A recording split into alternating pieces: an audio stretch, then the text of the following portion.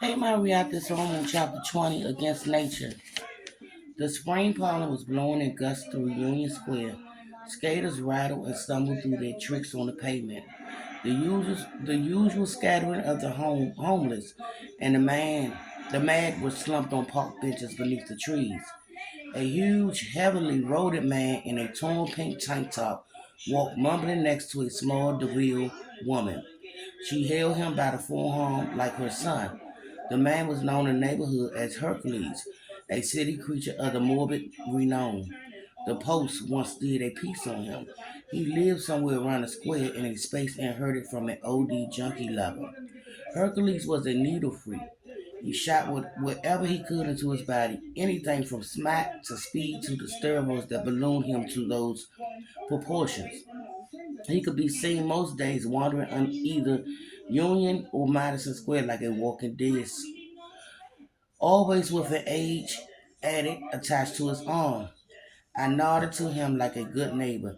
He looked back and with vacant, unrecognized eyes. I talked until Terrence was convinced I wasn't holding anything back. His interrogating technique was more persuasive than any cop.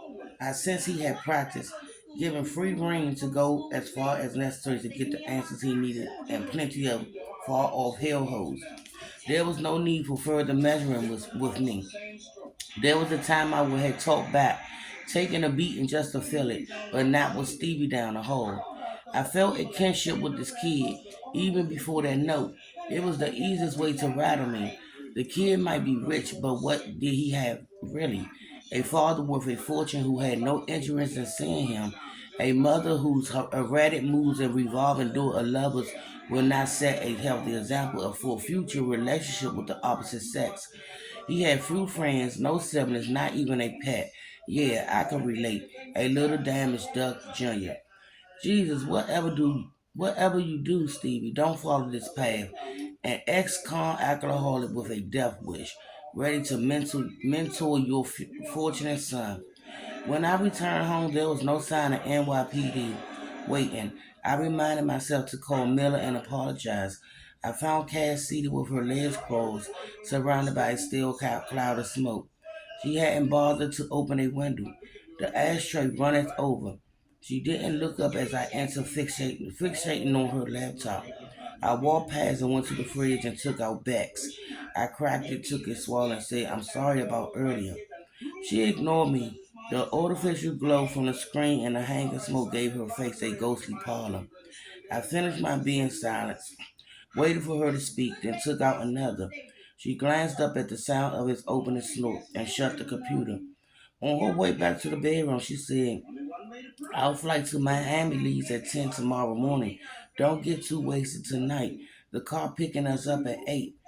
The door slammed behind her. I resist the urge to charge after point out that she was a guest here, sleeping in my goddamn bed. And who did she think she was?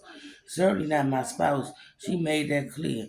She was here like a haunty mother superior expecting me to drop everything but myself and a kid I cared about in danger, just so I could help her find who killed the man she loved. The man I could never be? Fuck that. I reached for the bourbon, unsealed it, and took the bottle and glass with me to the living room. No ice needed, thanks very much. I pulled a tall one, sold her the amber cure, kept drinking until the world stopped mattering and I fell sideways on the couch. She kicked me awake, disgusted in the morning. "I'm leaving," she said. "You don't have to go. I'll call the airline on the way there and cancel your ticket."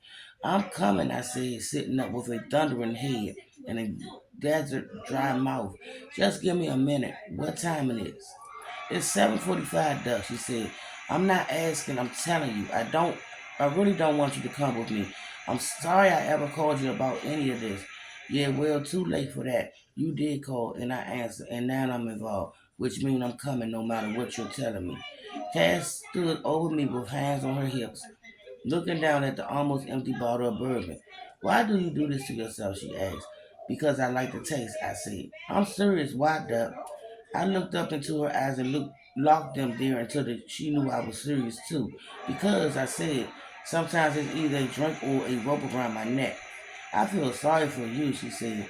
Your pity has been duly noted, I said. Now give me 5 minutes to get ready, okay? She then stepped aside as I raised myself on the couch, steadied the spins and stared into my runs to a pack of bags. I swallowed down 4 Advil's glups for hydration beneath the faucet, brushed deodorized splash water across my face and through the hair and straightened up, already feeling almost human again. I threw a few t-shirts into a bag, remembered my suit and googles for the possible hotel pool, and didn't bother with much else. When I emerged, Cass was waiting outside on the stoop, sucking down her permits. We didn't speak as the car pulled up and we slid in the back. Falling blues and blossom flash in the morning light. The day smelled fresh and unspoiled as the city can be. Down the avenue in Ammonam's Wild. She scooted all the way over against the door, rolled down her window and stared out.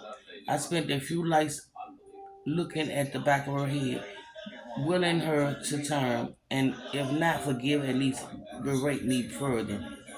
But she insisted on her silent treatment, so I turned and looked out my window as the tired masses trudged off to work. So was I. In a matter of speaking, I might be forever unfit for an office, but that didn't mean I lacked their work ethics. I've shaken off hangovers harsher than these lemons could ever handle. Burned the candle down at both ends and did what needed to be done to find whatever it was I've been hired to find. Except this time, no one hired me. There was no money, no job, only the presumption of my former partner.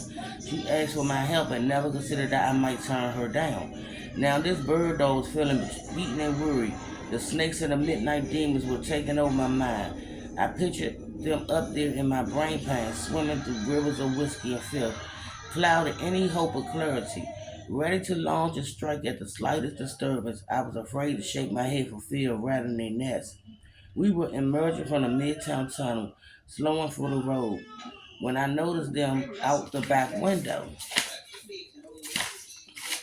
They weren't trying to hide behind the wheel. Wait a minute, y'all. Let me cut this TV down.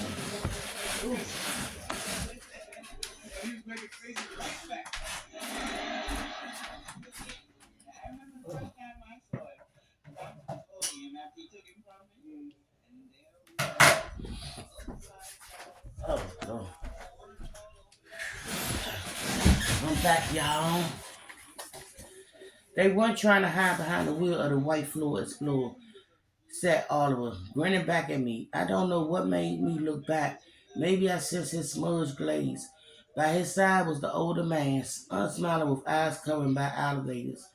Oliver nudged his companion, nodded towards me, and laughed. The man did not react. His face was so still he could have been sleeping behind those sunglasses. He had the air of a scaly predator, lying in wait before rising up with fast, brutal violence. We passed through the tolls, accelerated onto the Long Island Expressway. Oliver caught up and began to tailgate too close. Our driver noticed, cursed him in his Albert. Bastard, he said in his rear view. What do you want, you bastard? Get off my ass. He's following us, I told him. Then, to Cass, I said, we got company. She turned and looked. Oliver waved. His balls didn't move. Fuck, she said. You recognize them, I asked, because I do. She turned back to our driver, leaned between the seat. Could you pick it up, please? I want no trouble, he said. Why are you trouble? Just keep going, I said. Let us off at LaGuardian. Everything is cool. No, he said. I don't want your trouble. I let you off. I read the name on the back of his headrest and leaned in. Sorry, listen, I said. We don't want trouble either. But if you let us off anywhere but the airport, that's what we're going to have. Just drive. A New York airport is the last place anyone wants to make trouble. You know that, right? There's security everywhere. He shook his head at the rear view, gave the mirror his middle finger. All the way back, but our tale would be short-lived as sought as the exit on the I-278 towards LaGuardia. They did not join us. Oliver drove past and continued east on the line. He bid us farewell with a raised salute of his left arm out of the driver's side window. I saw Cash jotting down their plates on her hand. Some guys from the bar, weren't they? She asked. The very ones look like you recognize them too. What? No, how would I? I sure, you tell me. She shook her head, crossed her arms, and started troubling out the window. She seen them before I knew it. From the way she froze at first, she decided to wait and probe further on the plane. A few minutes later, Sada pulled to the curb in front of the American town. He muttered about hating trouble while he waited for payment. I handed over $80, told him to keep the change. Apologized for the drama back then. He took the cash and did not offer to help with our bags. Cass lit a cigarette next to the curbside baggage checkers. She pretended not to notice their lingering looks while called Julia. It took two missed calls and a few texts to get her to pick up. Listen, I just saw them, I said. Where? She said. I watched as Cass flicked away the filter and then stalked into the terminal without glancing my direction. On the lie, could I talk to terms? Not until you tell me what's happening. It was pointless to argue with her. All communication between employees will be vested first by the lady of the house. They were telling us on the Long Island Expressway on our way to LaGuardia. Where are you going? Miami, I said. Then I wish I hadn't. We need to investigate something down there. I listened to her breathe as she digests that, deciding whether to push for details or play it until later. They follow you to the airport, she asked. No, when we got off on the Grand Central, they kept going heading east on 495. Gave us a nasty salute out the window. That's it. Now can I talk to your bodyguard? I heard her step across the Kyrie apartment, finding hers, then his hard voice on the line. You had something to report to us, Mr. Dolly? He asked. Listen, you guys need to run some plates, I said. A white Ford Explorer, recent model, New York plates, DKY 2117. You writing this down? Yes, he said. Who was behind the wheel? Some guy who's been fucking with me, probably the same one behind the note that about the kid. Said his name was Aubrey. So Aubrey. What's that Oliver? No last name. He was following us on the line. When we got off, he kept heading east on 495. You sure it was the same guy? He asked. Positive. Was he alone? No, there was another guy, his boss sitting shotgun. Same one I mentioned, older, early 50s, serious. Then blonde hair, hollow cheeks. He was wearing avatars. Thank you, Mr. Dollar, he said. We'll look into it. You do that. Check in when you land, he asked. I heard a dial tone in my ear. Typical seal, I thought. The heavy chap of military arrogance. Everything is a yawn compared to the incomparable hardship they endured. I know one well, my coach Teddy Marks, a man I once admired more than any figure of authority in my life. And what became of him? He paid for his arrogance in the end. Inside the tunnel, I checked in at a kiosk and searched for Cass. Spotted her towards the front of the security line.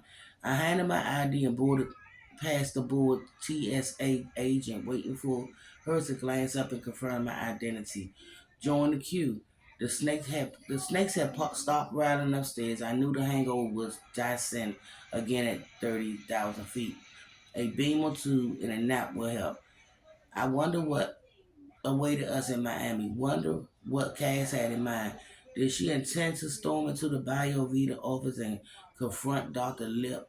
Was she envisioning some sort of stakeout? My knowledge of South Florida was limited, but the town left an expression. I once tracked a cheating art dealer down to Art Basel. I've been impressed with the guy. He was pushing 60, and I watched him blow lines and down magnums of champagne. Before taking a pair of models back to his suit at the rally, he must have been chopping blue lines of Viagra to go with the coat. Because when those models emerged at 6 a.m., they had that unmistakable freshly fucked look. One even walked with a slight limp. I snuck my picture from a lobby club chair by the elevators and returned to the city and presented the tardy evidence to his second wife. She made off with more than the first. I remember the Battle Vita office were in Coral Gables, a neighborhood whose name rang a bell, but I never been. I pictured strip malls of boutiques and avenues lined with palm trees and head gills, magnums climbing out of the red sports car. I wonder how Dr. Lips ended up there from the drag landscape of Eastern Europe. Wonder what else Victor Venke had learned about him, and how could he be connected to the murderers in our current troubles.